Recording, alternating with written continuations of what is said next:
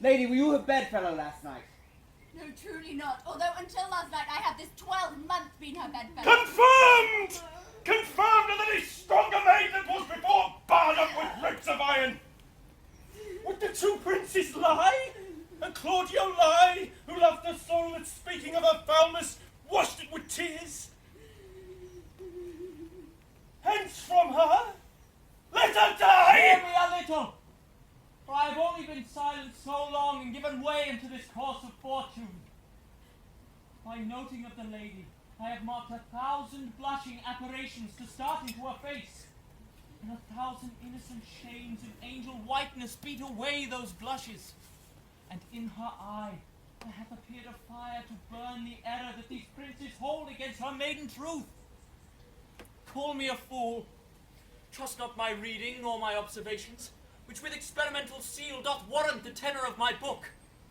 Trust not my age, my reverence, my calling, nor divinity, if this sweet lady lie not guiltless here under some biting error. Friar, it cannot be. Thou seest, the only grace she hath left is that she will not add to her damnation a sin of perjury. She not denies it. Why seekest thou then to cover with excuse that which appears in proper nakedness? Lady, what man is it he you were accused of? They know that do accuse me, I know none. If I know more of any man alive than that which maiden modesty doth warrant, let all my sins lack mercy.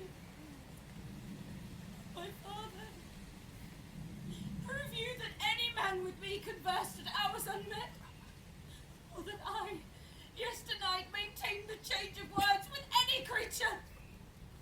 Refuse me, hate me, torture me to death. There is some strange misprison in the princes. Two of them have the very bent of honor. And if their wisdoms be belied in this, the practice of it lies with John the bastard, whose spirits toil in frames of villainies. I know not. If they speak but truth of her, these hands shall tear her. If they wrong her honor, the proudest of them shall well hear of it.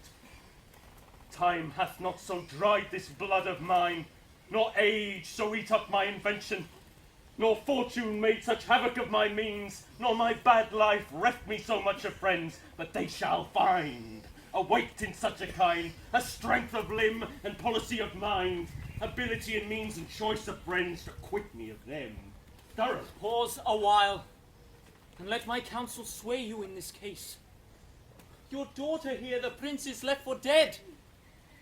Let her be secretly kept in, and publish it that she is dead indeed.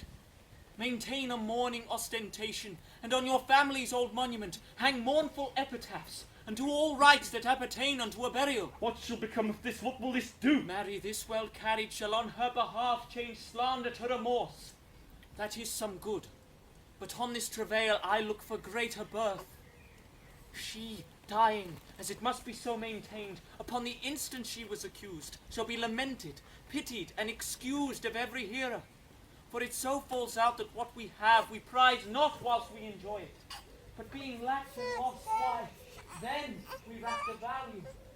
Then we find the virtue that possession would not show us whilst it was ours. So will it fare with Claudio. When he shall hear she died upon his words, the idea of her life shall sweetly creep into his study of imagination, and every lovely organ of her life come apparelled in more precious habit, more moving, delicate, and full of life into the eye and prospect of his soul than when she lived indeed.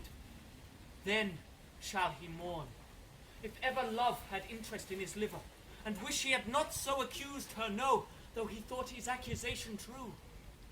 Let this be so, and doubt not that success will better fashion the event, in better shape than I can lay it down in likelihood. But if all aim but this be levelled false, the supposition of the lady's death shall quench the wonder of her infamy.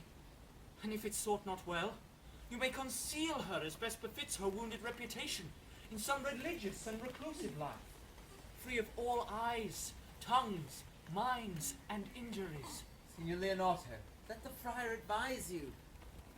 Although you know my inwardness and love is very much under the prince and Claudio, yet by mine honour I will deal in this as secretly and justly as a soul should with your body. being that I flow in grief, the smallest twine may lead me. 'Tis well consented. Presently away, but a strange sore strangely they strain the cure. Come, lady, die to live. This wedding day perhaps is but prolonged. Have patience and endure. Come.